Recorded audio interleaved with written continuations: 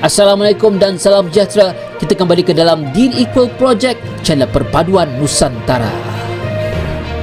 Hai guys, Assalamualaikum, salam sejahtera, salam perpaduan, salam Nusantara, salam bergabung. Kita kembali ke dalam channel saya, itu channel Deen Equal. Apa kabar anda yang berada di Malaysia, Indonesia, Filipina, Brunei, Thailand dan seluruh Nusantara? Semoga anda sehat-sehat, sejahtera dan dimurahkan rezeki. Hari ini guys, kita akan react beberapa video ini tentang warga negara Kamboja ingin minta bantuan daripada negara Indonesia. Ini adalah rentetan sebabkan oleh kembalinya bergolak antara peperangan Thailand dan juga Kamboja. Ayo kita lihat video yang sungguh menarik ini.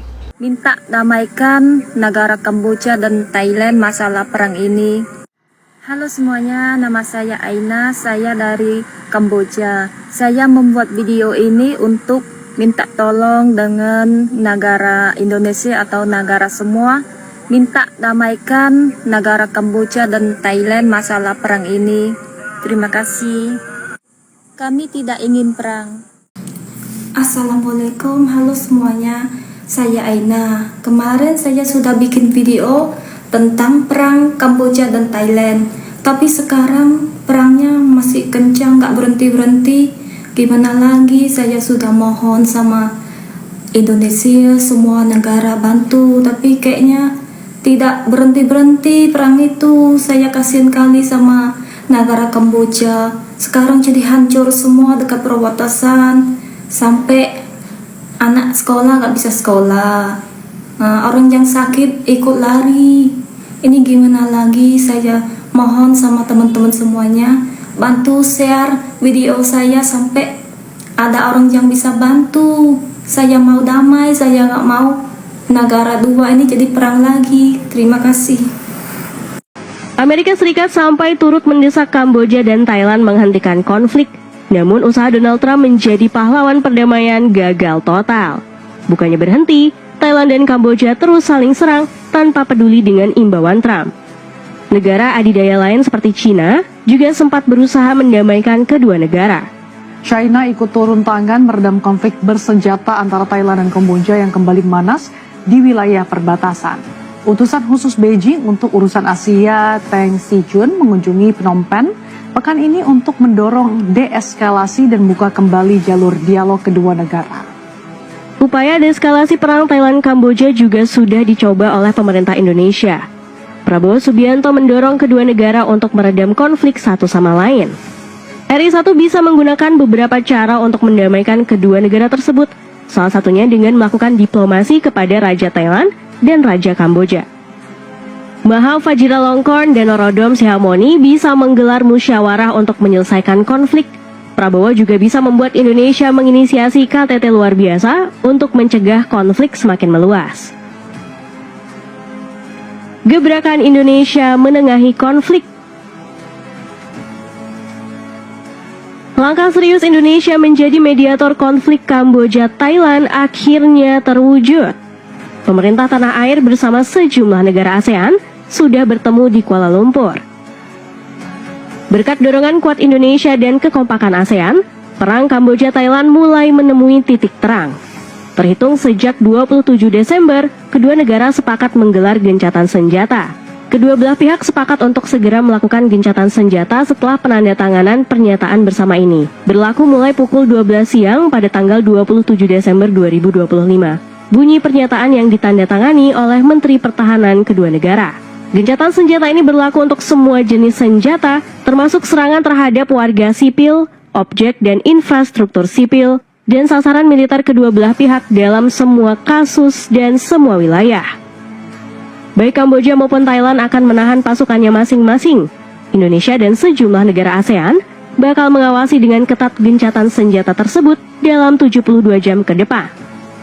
Tercapainya perdamaian antara Kamboja dan Thailand ini juga disorot PBB. Kepala Hak Asasi Manusia PBB, Volker Turk, menyambut baik kesepakatan gencatan senjata tersebut. Saya berharap hal ini akan membuka jalan bagi pembangunan kepercayaan dan perdamaian, tegas Turk. Setelah menyetujui gencatan senjata, Kamboja dan Thailand akan melanjutkan dialog diplomatik. Salah satu kesepakatan di dalam perjanjian ini adalah Thailand memulangkan 18 tentara Kamboja yang mereka tahan. Namun, gencatan senjata yang disetujui kedua belah pihak belum menyelesaikan konflik perbatasan. Thailand dan Kamboja masih harus berunding tentang penetapan batas wilayah. Sengketa perbatasan ini menjadi salah satu faktor utama yang menyebabkan kedua negara angkat senjata. Thailand dan Kamboja disebut saling klaim beberapa kuil, seperti kuil Prawihan, kuil Tamontom, kuil Tamontat, dan kuil Takrabi. Dengan keberanian pemerintah Indonesia dan diplomasi tingkat tinggi Prabowo Subianto, akankah perang Kamboja-Thailand benar-benar bisa berhenti? Hasil daripada saranan daripada Pak Prabowo itu berlakunya gencatan senjata ya antara Kamboja dan juga Thailand, yang mana isunya ini sudah lama guys, itu berkenaan dengan sempadan antara kedua-dua negara, yaitu titik di mana terdapat kuil yang bersejarah ataupun kuil yang kuno yang masing-masing mengklaim kepada kawasan-kawasan ini, dan itu menyebabkan pertelagaan ini tidak pernah sudah, dan hadirnya daripada pemerintah Indonesia ini telah menyebabkan mereka kembali aman, dan kita harapkan dengan adanya kuasa daripada Indonesia ini akan sedikit rasa gerun ataupun rasa takut daripada Kamboja dan juga Thailand, ataupun rasa hormat mereka untuk mengikut perjanjian ini. Paling tidak ianya dapat menyelamatkan warga-warga sipil yang terkorban. Kita tidak mahu itu karena ianya melibatkan kehidupan masyarakat kedua-dua negara, persekolahan, ekonomi, serta warga-warga ortu yang ada di sekeliling mereka guys. Ayo kita lihat bagaimanakah pula pendapat daripada Malaysia yang pada awalnya cuba untuk mendamaikan antara Kamboja dan juga Thailand ini. Perdana Menteri Datuk Seri Anwar Ibrahim membidas kritikan terhadap peranan Malaysia selaku orang tengah untuk meredakan ketegangan antara Thailand dan Kamboja. Menurut Anwar, kritikan yang dilemparkan terhadapnya adalah berdasarkan kurang pengetahuan dan prasangka semata-mata. Tegas beliau, Malaysia sentiasa berhati-hati dan berwaspada ketika membincangkan perkara tersebut bersama Perdana Menteri Thailand Anutin Chanvirakul dan Perdana Menteri Kamboja Hun Manet. Our position is, of course, to help mediate and ensure the cessation of hostilities. The decision is entirely the Thais and the Cambodians. We don't decide. Those criticism levied against us based on pure ignorance and prejudice. Tambahnya, sebarang keputusan sama ada ketika deklarasi Kuala Lumpur pada 26 November, mesyuarat jawatan kuasa am sempadan GBC, mesyuarat menteri-menteri luar ASEAN dilaksanakan dengan persetujuan penuh kedua-dua negara. Pada masa sama, Anwar turut mengalu-alukan persetujuan yang dicapai Kamboja dan Thailand untuk mengukuhkan gencatan senjata mereka melalui rundingan langsung yang diadakan di Yunnan, China pada 28 hingga 29 Disember.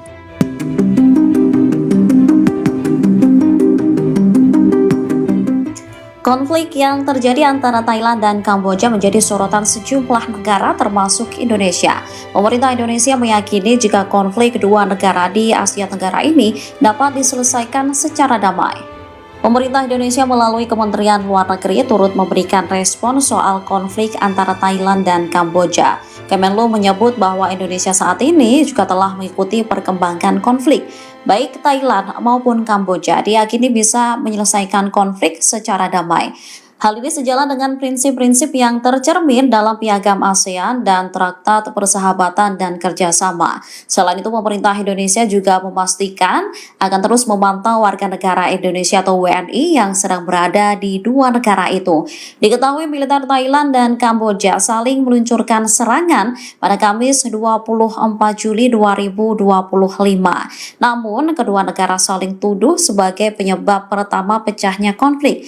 Thailand menuturkan Kamboja mengerahkan pesawat nirawak di depan kuil tersebut sebelum mengirim pasukan dengan senjata. Bangkok juga menuduh pasukan Kamboja menembakkan senjata berat ke wilayah sipil di distrik Kap Chong, Provinsi Surin. Akibat serangan ini, Thailand melaporkan sebanyak 12 warganya tewas. Gusi, konflik bersenjata di perbatasan Thailand-Kamboja meledak lagi aja tuh. Eskalasinya lebih ngeri kelihatan. Udah pakai artileri berat sampai jet tempur kabarnya mah, bikin 500.000 orang ngungsi. Termasuk juga ngerambah SEA Games saat Kamboja narik seluruh atletnya dari keikutsertaan yang kebetulan lagi berlangsung di Thailand. Konflik ini sebelumnya sempat ngereda saat difasilitasi Malaysia sebagai ketua ASEAN dengan ASEAN Way katanya waktu itu. Tapi ternyata tetap nggak bisa nyegah bara konflik padam. Nah, peran Indonesia dinanti nih, karena sejarahnya King Indo pernah memediasi konflik Asia Tenggara seperti Kamboja, Vietnam tahun 80-an, sampai beberapa transisi politik Myanmar dengan quiet diplomacy. Apalagi kepala negara Indonesia, Presiden Prabowo, memiliki kedekatan personal dengan Thailand dan Kamboja. Di Kamboja, pasukan khusus mereka pernah dilatih langsung Pak Prabowo sewaktu masih berdinas di Kopassus dulu. Sementara dengan Thailand, Pak Prabowo adalah Presiden RI pertama yang berkunjung ke negeri Gajah Putih dalam 20 tahun terakhir pada Mei 2025 lalu. Plus, Pak Prabowo sempat bilang akan bantu Thailand untuk join BRICS tuh. Nah, apalagi nih, PM Malaysia sempat spill kalau upaya damai pertama Thailand-Kamboja sempat dibantu tipis-tipis oleh Presiden Prabowo. Nah, cakep itu. Bisa jadi daya tawar fantastis kalau Indonesia bisa jadi juru damai Thailand-Kamboja sampai damai. Menurut kalian gimana nih? Berikan pendapatmu ya.